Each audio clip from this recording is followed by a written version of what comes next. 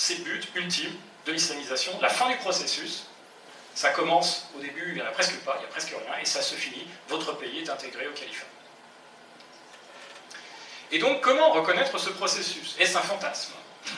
Eh bien, c'est pas super compliqué. Quand un processus d'islamisation, c'est quand vous voyez certaines choses apparaître. Des mosquées, le ramadan, la circoncision, le halal, le port de la barbe islamique, le port du hijab, l'Aïd el-Kébir, les salutations islamiques, salam alaikum, alaikum salam, la ségrégation sexuelle, la finance islamique dans votre banque, l'interdiction de critiquer Mahomet, attention ça se fait plus, la disparition de l'alcool dans certains commerces, les crimes d'honneur, les mariages de mineurs, les restrictions matrimoniales. Ah non, ma fille ne peut pas vous fréquenter, mon brave homme, vous n'êtes pas musulman.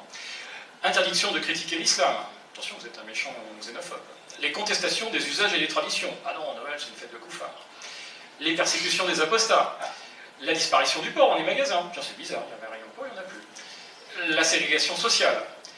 L'homophobie. Les mariages forcés. Les mutilations génitales féminines. Etc. etc. etc.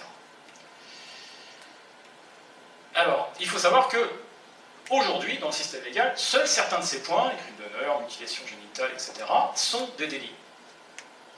Tous les autres, a priori, aujourd'hui, c'est pas un délit, porter une barbe islamique. C'est pas un délit de construire une mosquée. C'est pas un délit de fêter le ramadan. Mais tout ça, eh bien, c'est de la charia. Tout ça, c'est de la charia. Les points illégaux aujourd'hui, ou les autres, qu'ils soient illégaux ou pas, c'est la même chose. Ça fait partie d'un ensemble. Rappelez-vous le bloc. C'est de la charia.